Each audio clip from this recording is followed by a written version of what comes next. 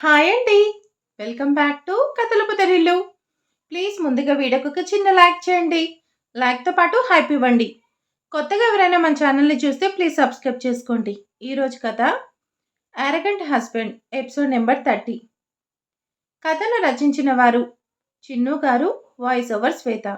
ఇక కథలోకి వెళ్ళిపోదాం. హర్షిత్ సార్, మీ కూతురు మీకు కావాలంటే రెండు దారులున్నాయి. ఒకటి, జానకి గారే స్వయంగా మీకు ఇచ్చేయడానికి అగ్రి అవ్వాలి.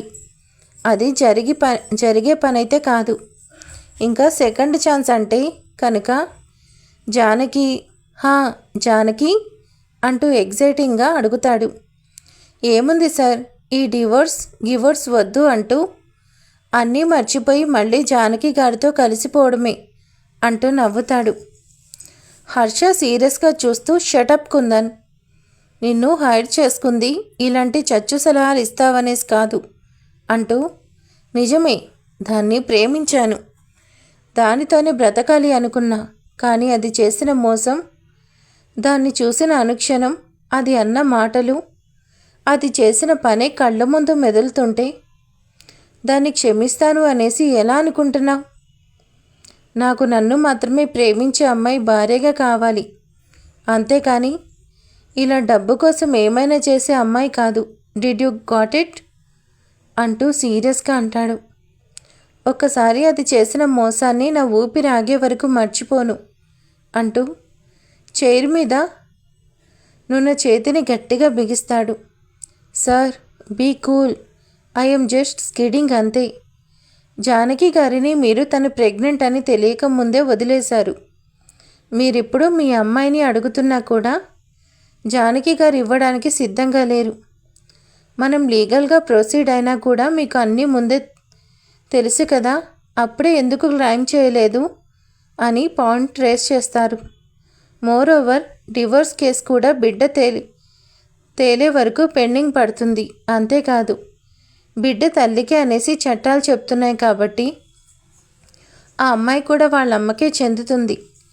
పోనీ ఫైనాన్షియల్ తనని సపోర్ట్ చేయలేరు అని పాయింట్ రేస్ చేద్దామన్నా కూడా ఆవిడ డిస్ట్రిక్ట్ కలెక్టర్.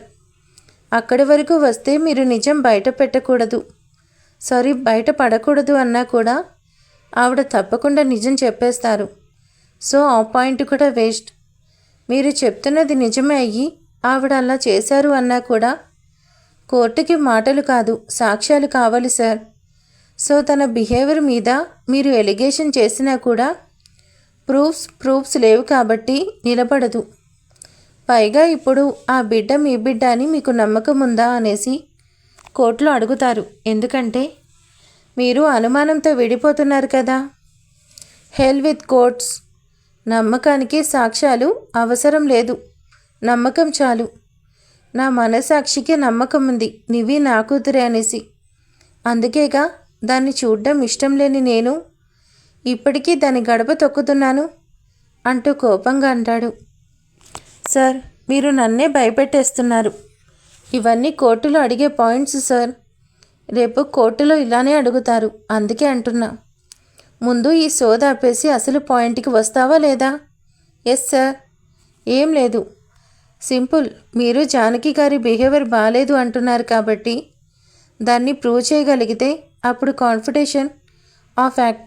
తల్లి ప్రవర్తన బాగాలేదు కాబట్టి ఆడపిల్ల తన దగ్గర పెరగడం భావ్యం కాదు అన్న పాయింట్ మీద మనం బేస్ చేసుకొని మీ అమ్మాయిని మీ దగ్గరికి తెచ్చుకోవచ్చు. కానీ ఇన్ని చేయాలంటే మీ విషయం పబ్లిక్ అయిపోతుంది. డెసిషన్ మీరే తీసుకోండి. కుందన్, ముందు మా డివోర్స్ కేసు అయిపోనివ్వు, లేకపోతే అదొక తలనొప్పి. ఇంకా దానికి మొగుడిగా పిలిపించుకోవడం నాకు ఇష్టం లేదు. ఆ డివోర్స్ కేసు అయిపోయాక అప్పుడు ఆ మహేష్ గారిని పట్టుకొని ఆ నిజం కక్కిస్తాను. అండ్ నువ్వంటున్న ప్రూఫ్స్తో నిన్ను కలుస్తాను. నా కూతుర్ని నేను తెచ్చుకుంటాను అంటూ అక్కడి నుండి బయటకు వచ్చేస్తాడు. కాలింగ్ బెల్ ఒకటే పనిగా మోగుతుంటే నివి పక్కన పడుకున్న జానకి మెలకువ రాగా, ఈ టైంలో ఎవరు, వాచ్మెన్ వచ్చాడా ఏంటి అనుకుంటూ బయటికి వెళ్తుంది. కంటిన్యూగా అడుగుతున్నా కూడా పట్టించుకోకుండా బెల్ కొడుతూనే ఉంటే ఈ టైంలో ఎవరై ఉంటారు దొంగలైతే బెల్ కొట్టరు కదా, అడిగితే చెప్పడం లేదు అని అనుకుంటూ కిచెన్లోకి వెళ్ళి కారం పిడికిలో తీసుకుని వచ్చి మెల్లిగా ఓపెన్ చేసి లోపలికి వస్తున్న మనిషి మొహం మీద గట్టిగా చల్లేస్తుంది. ఏయ్ ఆపు, ఏం చేస్తున్నావు అన్న వాయిస్ వింటూ హర్ష గారు మీరా అంటూ అప్పటికే తన కళ్ళల్లో మొహం మీద కారం పడిపోయి మండుతూ ఉండడం చూసి కళ్ళల్లో నీళ్లు తిరుగుతుంటే హర్ష అరుపులకి గాబరాగా హర్ష దగ్గరికి వచ్చి హర్ష గారు అంటూ బయట కొంగుతో తుడుస్తూ కిచెన్లో సింక్ దగ్గరికి తీసుకెళ్ళి ఫేస్ మొత్తం కడుగుతుంది. అప్పటికే కళ్ళల్లో ఉన్నది మొత్తం కడుగుతూ ఉంది. ఆఫ్టర్నూన్ 15 minutes హర్ష కోపంగా ఐస్ ప్యాక్ తన ఫేస్ మీద రబ్ చేసుకుంటూ జానకిని చూస్తున్నాడు. ఆ ఉండే ఫేస్ ఆ మాటకి ఎర్రగా తెల్లగా కందిపోయి టమాటాలాగా అయిపోయింది. దానికి మరింత యాసిస్నియల్ యాడ్ చేస్తూ హర్ష కోపం కూడా అలానే చూస్తూ నిజం చెప్పవే, నేనే అని తెలిసే కదా నీ మనసులో ఉన్న కోపాన్ని అంతా తీర్చుకున్నావు అంటూ కోపంగా అంటాడు. నాకు ఎవరి మీద కోపం లేదు, ఇన్ఫ్యాక్ట్ ఇప్పుడే ఆలోచన కూడా లేదు, మీ మీద అసలే లేదు. నేనేం చేసినా చేయకపోయినా కూడా ఎదుటి వాళ్ళ ముందు దోషిలా నిలబడతాను. నాకు వచ్చింది మీరే అని తెలియదు. ఈ టైంలో వచ్చి బెల్ కొడుతూ అడుగుతుంటే చెప్పకపోతే అలానే అనుకుంటారు. నాకేం తెలుసు అది మీరే అని. ఇంట్లో ఉన్నది మేమే, అందుకే భయంతో సేఫ్టీగా అలా చేశాను. వచ్చింది మీరే అని నాకు తెలీదు, సారీ అంటూ బాధగా చెప్తుంది. నువ్వు పెట్టిన మంటతో పోలిస్తే నాకు ఇదేమీ పెద్ద మంట కాదులే. అయినా ఎవరూ లేరు అంటున్నావు. నీ ప్రియుడు రాలేదా? ఈరోజు రానన్నాడా జానకి ఐఏఎస్? అప్పటి వరకు హర్ష గురించి ఉన్న బాధ తనన్న మాటలకు మరింత పెరిగిపోతుంది. దగ్గరికి వెళ్ళి షర్ట్ పట్టుకొని చెప్పాలని ఉంది. నాకు మీరంటే పిచ్చి, నాకు మీరే లోకం అనేసి. కానీ నిజాన్ని నమ్మడు. మళ్ళీ తననే మాటలు తట్టుకునే పేషెన్స్ నాకు లేదు అనేసి అనుకుంటూ మీరెందుకు ఈ టైంలో వచ్చారు, వెళ్ళిపోండి. అనాల్సిన మాటలు ఏమన్నా బ్యాలెన్స్ ఉంటే మార్నింగ్ అందరూ. నీవి ఒక్కతే ఉంది, నేను నీకోసం రాలేదే, నా కూతుర్ని చూసుకోవడానికి వచ్చాను. ఎక్కడ లిటిల్ షూ? ఈ టైం వరకు మెలకువగా ఉంటుందా నివి? పడుకుంది. ప్లీజ్ మీరు బయటకు వెళ్తారా లేదా? నేను నా కూతుర్ని చూడాలి అంటూ సోఫాలో నుంచి పైకి లేచి డైరెక్ట్గా పైకి వెళ్ళి రూమ్లో నిద్రపోతున్న నివి దగ్గరికి తనని చూస్తాడు. పక్కనే ఉన్న టెడ్డీబేర్ని పట్టుకుని పడుకున్న నివిని చూడగానే తన స్ట్రెస్ అంతా పోయి ఫేస్లోకి చిన్న నవ్వొచ్చి చేరగానే ముందుకు వంగి సారీ లిటిల్, వర్క్ వల్ల రావడం కుదరలేదు. నీకోసమే ఆలోచిస్తూ ఉన్నా. నిన్ను నా దగ్గరికి ఎలా తెచ్చుకోవాలనేసి తొందరలోనే తెచ్చేసుకుంటాను అని ముద్దు పెట్టి అక్కడే చూస్తూ ఉంటాడు. వెనకే వచ్చిన జానకి అదంతా చూస్తూ ఎందుకు ఇన్నిసార్లు వస్తున్నారు మిమ్మల్ని కాదు అనడానికి? నాలో నేను ఎంత బాధపడుతున్నానో హర్ష గారు. కానీ మీ ముందు తగ్గితే ఎక్కడ నా కూతురికి నాకు దూరం పెంచుతారో అనని అనుకుంటూ చూసింది చాలు, ఇంకా మీరు వెళ్తే మేము పడుకుంటాము అని జానకి అనగానే నీతో మాట్లాడాలి జానకి అంటూ కోపంగా బయటకు వస్తాడు. విషయం తెలుసు కనుక తనకు మాట్లాడాలని లేకపోయినా మాట్లాడకుండా హర్ష వెళ్ళాడనేసి కిందకి వెళ్తుంది. సి జానకి, నేను డైరెక్ట్గా పాయింట్కి వచ్చేస్తున్నా. నాకు నీవి కావాలి. నీకేం కావాలి? ఐ మీన్ ఎంత కావాలి? అమ్మ ప్రేమను డబ్బుతో కొనగలిగినప్పుడు కబురు పెడతాను, వచ్చి కొనుక్కోండి. ఇప్పుడు మాత్రం బయలుదేరండి. నివి తీసుకొని ఏం చేస్తారు? మేబీ తండ్రి ప్రేమ పంచుతారు, అంతేకాని దానికి తల్లి కాలేరు. ఇంకొన్ని రోజుల్లో మీ పెళ్ళి. వచ్చే అమ్మాయి మీకు భార్య అవుతుంది, అంతేకాని దానికి అమ్మ అవుతుందా? నాకు తెలుసు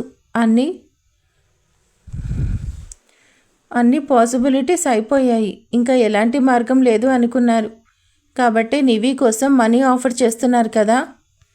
మీరు నివికి తండ్రిగా పక్కన మాత్రమే ఉండగలరు, కానీ అమ్మగా తనతో ఉండలేరు.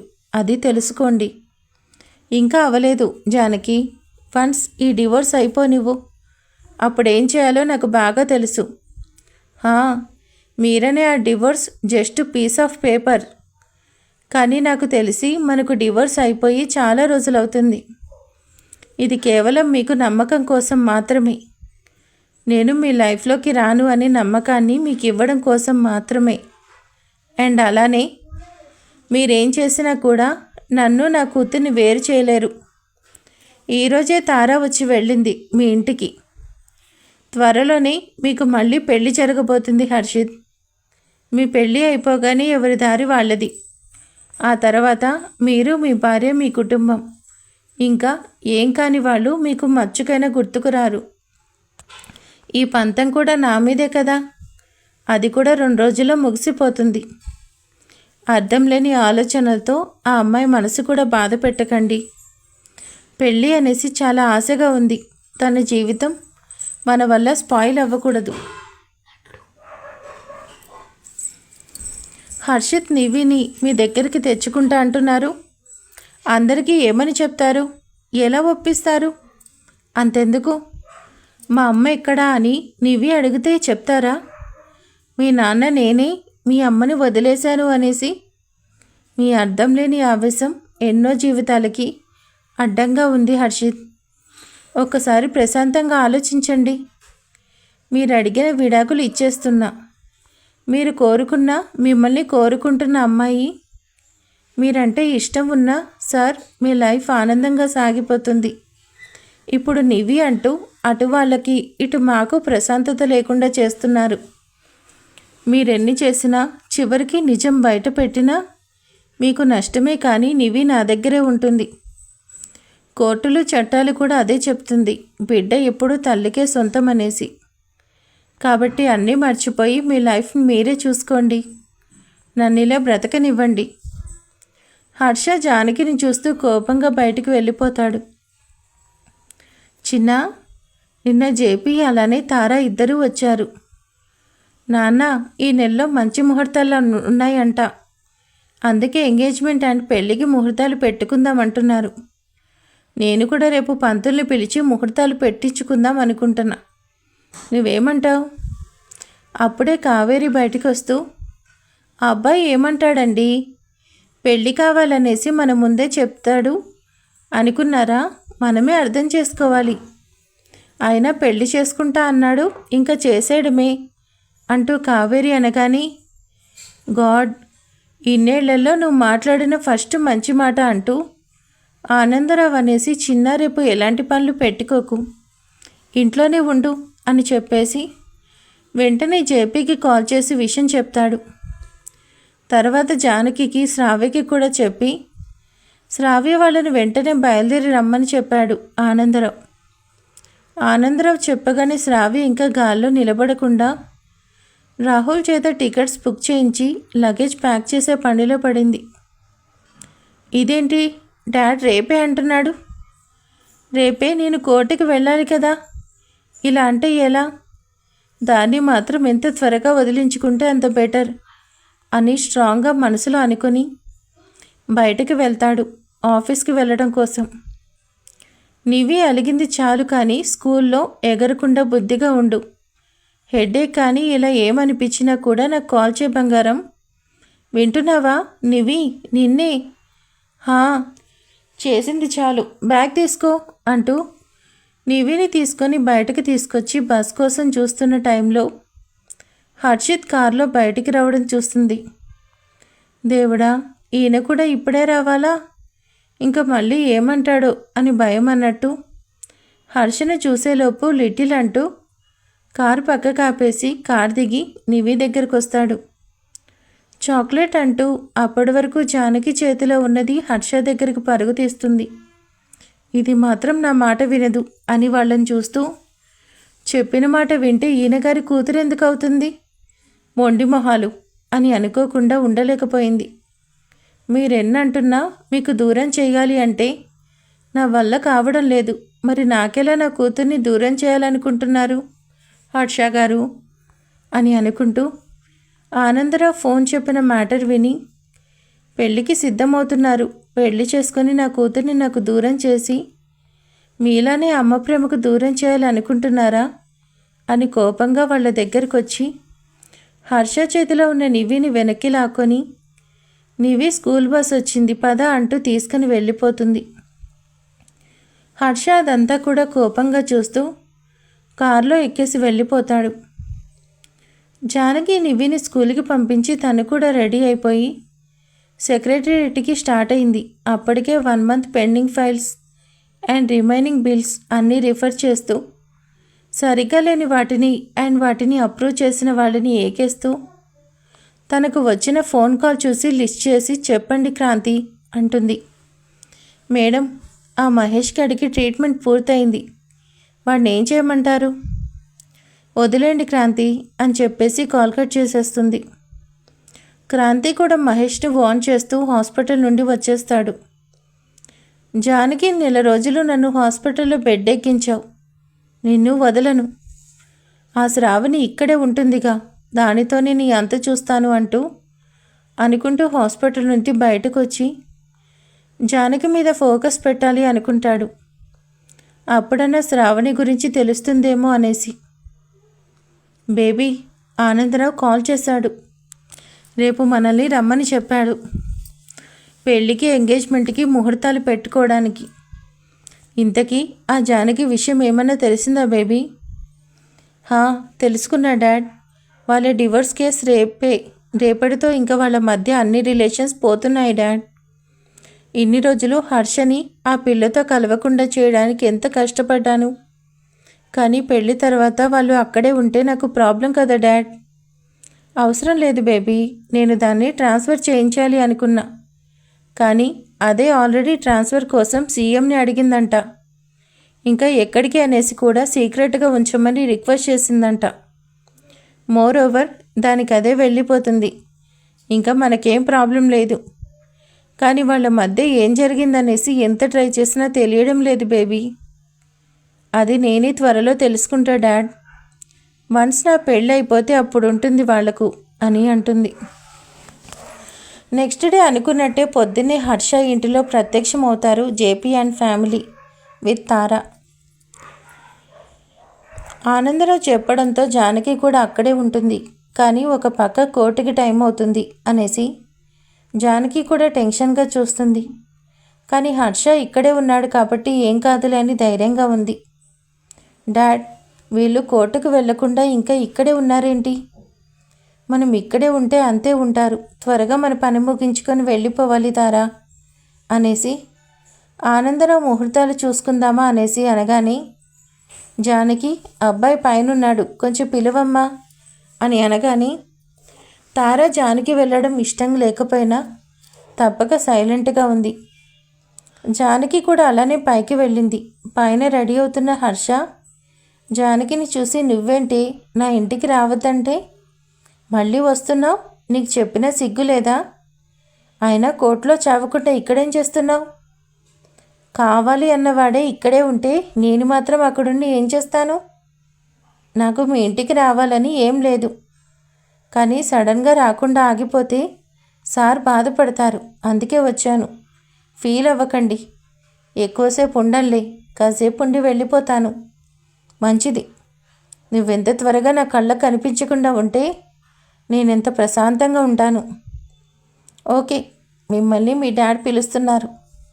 నీ కాబోయే భార్య వచ్చింది హర్షిత్, అందుకే కదా రెడీ అవుతున్నా. నువ్వు ముందు బయటికి వెళ్ళు, నా రూమ్లోకి వచ్చే అర్హత ఎప్పుడే పోగొట్టుకున్నావు.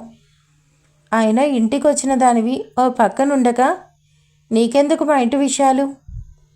అలవాటైపోయింది హర్షిత్, అందుకే కాదు అనలేకొచ్చాను, సారీ అంటూ బయటకు వచ్చేస్తుంటే, హేయ్ 1 minute, నా కాబోయే భార్య వచ్చింది, నువ్వు అసలు తన దగ్గర కూడా వెళ్ళకు. నీతో మాట్లాడితే తను కూడా నీలాగే తయారవుతుంది, అదే నాకు ఇష్టం లేదు. నువ్వెంతమందికి దూరంగా ఉంటే అందరూ అంత బాగుపడతారు. ఓకే, నాకు మాట్లాడాలనేసి సరదా లేదు హర్షిత్ అంటూ కిందకు వచ్చేసి వస్తున్నాడు అని చెప్పి సైలెంట్గా పక్కనుంటుంది. కాసేపటికి హర్ష కూడా రాగానే వారంలో ఎంగేజ్మెంట్ అండ్ నెల రోజుల్లో పెళ్లి ముహూర్తాలన్నీ చకచక అయిపోతాయి. హర్షకి అక్కడి నుండి త్వరగా వెళ్ళాలనేసి అనుకుంటూ ఉన్నాడు. కోర్టు టైం అయిపోతుంటే, అల్లుడు ఈ హ్యాపీ టైంలో ఇద్దరు స్వీట్స్ తినిపించుకోండి అంటూ జేపీ స్వీట్ బాక్స్ ముందు పెట్టగానే ఇద్దరు ఒకరికొకరు తినిపించుకుంటారు. కాసేపటికి జానకి, సార్ నాకు అర్జెంటు వర్క్ ఉంది, నేను వెళ్తున్నాను అనేసి జానకి బయటకు వెళ్ళిపోతుంది.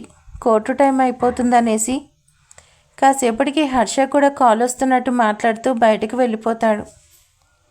జానకి కోర్టుకు వెళ్ళిన కాసేపటికి వెనకే హర్ష కూడా వస్తాడు. అప్పటికే జానకి హర్ష చెప్పినట్టు స్కార్ఫ్ కట్టుకొని ఉండడంతో జానకిని చూసి లోపల తనకు ఆపోజిట్లో కూర్చుంటాడు. వాళ్ళ ఇద్దరి నేమ్స్ పిలవగానే ఇద్దరు వెళ్ళి ఎదురెదురు నిలబడతారు.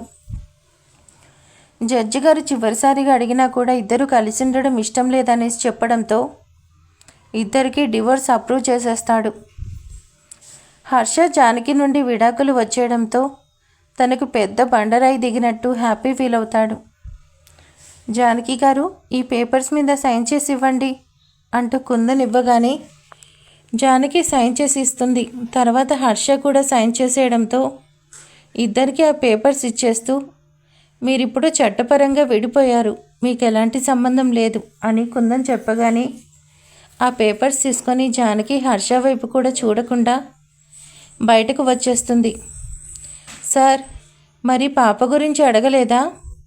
హా, ఇప్పుడేగా డివోర్స్ వచ్చాయి, ఇంకా దాన్ని ఎలాగో ఆపలేము, ఖచ్చితంగా ప్రూఫ్తో వస్తాను అని చెప్పి హర్ష కూడా బయటకు వస్తాడు. కారు ఎక్కుతున్న జానకి ఎదురుగా పేపర్స్ పెట్టి, జానకి, ఇన్నాళ్లకు నీ నుంచి నాకు విముక్తి దొరికింది. నువ్వెంత త్వరగా డివోర్స్ ఒప్పుకుంటావు ఇస్తావు అని అనుకోలేదు. మొత్తానికి నన్ను వదిలేసావన్నమాట. వద్దు అని వదిలేసే వాళ్ళని పట్టుకొని తిరిగే అవసరం నాకు లేదు హర్షిత్. మీకు కావాల్సింది ఇచ్చాను, ఇంకా నా దగ్గరికి మీరు రావాల్సిన అవసరం లేదు అనేసి ఆ చేతిని పక్కకు నెట్టేస్తూ కారు ఎక్కేసి బయటకు వెళ్ళిపోతుంది. ఇంకా ఒకే అవసరం ఉంది జానకి, నా కూతుర్ని నేను తీసుకోవటం. ఆ తర్వాత నువ్వున్నా పోయినా నాకు అవసరం లేదు అంటూ హర్ష కూడా వెళ్ళిపోతాడు. జానకి అక్కడి నుండి వచ్చేసిన మనసు మాత్రం అక్కడే ఆగిపోతుంటే తన చేతిలో ఉన్న పేపర్స్ చూస్తూ అలా వదిలేస్తుంది. గాలికి గుళ్ళో కూర్చొని తన మనసులో బాధగా ఉన్న ఎవరికీ చెప్పుకోలేని బాధకు తనకు సమాధానం దొరికేది, మనసు ప్రశాంతంగా మారేది అక్కడ ఒక్కచోటే అనేసి తనకు తెలుసు. అందుకే ఎవరితో పంచుకోలేని బాధను అక్కడ మాత్రమే మర్చిపోవడానికి ట్రై చేస్తుంది. ఏవండి, మనం వెళ్ళేలోపు జానకి కాపురాన్ని చక్కదిద్దాలి, కానీ ఎలా అండి? అల్లుడు గారు ఒప్పుకుంటారా అంటూ గుళ్ళో కూర్చొని మాట్లాడుకుంటున్న వాళ్లకు నేరుగా జానకి వాళ్ళనే చేరగా ఆ పేపర్స్ చూస్తూ అటువైపు ఉన్న జానకి దగ్గరికి వెళ్ళి, జానకి, ఏంటమ్మా ఇదంతా అంటారు హరికృష్ణ. వాళ్ళని అక్కడ చూసినా ఎలాంటి భావం లేకుండా, ఏముంది నాన్న, మీ కూతురి భవిష్యత్తు, మీ అల్లుడు నాకు ఇచ్చిన బహుమానం. అమ్మ, మేము అల్లుడితో ఒకసారి మాట్లాడతాం. అవసరం లేదమ్మా, సిఫార్సులతో కాపురాలు చక్కబడవు. అయినా ఇప్పుడు కలిసిపోవడానికి కూడా ఇంకేం మిగల్లేదు, ఈ పేపర్స్ మాత్రమే మిగిలాయి. ఇంకా మీరు నా కోసం ఆలోచించి ఆ శ్రావణి దృష్టిలో నన్ను ఇంకా చెడ్డదాన్ని చేయకండి. మీరు ఈ విషయంలో మాట్లాడకండి. ఇప్పటికే మన వల్ల ఆ కుటుంబం ఇన్నేళ్ళు కొడుకు లేకుండా, నా భర్తకి రిలేషన్స్ అంటే విలువ లేకుండా ఉన్నారు. ఇప్పుడు ఆయన మనసు మార్చుకొని తన లైఫ్ తను చూసుకుంటున్నాడు. త్వరలో ఇంకో పెళ్లి చేసుకుంటున్నాడు. ఇప్పుడు మళ్ళీ ఆయన లైఫ్లోకి నేను వెళ్ళి ఆయన్ని డిస్టర్బ్ చేయలేను. నాకు చేసిన సాయం చాలు నాన్న. మళ్ళీ ఇవన్నీ చేసి నన్ను ఇంకా బాధ పెట్టకండి. మీకు నేను లేను, శ్రావణి మాత్రమేననుకోండి. నేను పుట్టినప్పుడే పురిట్లో చనిపోయాననుకోండి అనేసి ఆ పేపర్స్ తీసుకొని వెళ్ళిపోతుంది. జానకిని ఫాలో చేస్తూ ఉన్న మహేష్ అక్కడ హరికృష్ణ అండ్ లక్ష్మీలను చూసి, భలే దొరికారు, ఇంకా శ్రావణిని కలవటమే మిగిలిపోయింది అనుకుంటాడు. మహేష్ వాళ్ళని ఫాలో చేస్తూ. చూశారు కదా సిరీస్ని. జానకికి హర్షిత్కి ఇక డైవర్స్ అయిపోయాయి. మరి హర్షిత్ ఇక జానకి గురించి నిజం తెలుసుకుంటాడా లేదా అనేది ఇక రాబోతున్న ఎపిసోడ్లో తెలుసుకుందాం. మీకు ఈ సిరీస్ మీద మీ అభిప్రాయం అలాగే ఈ ఎపిసోడ్ గురించి ప్లీజ్ కామెంట్ చేయండి. అలాగే వెళ్ళే ముందు లైక్ చేయండి, సబ్స్క్రైబ్ చేసుకోండి. Thank you.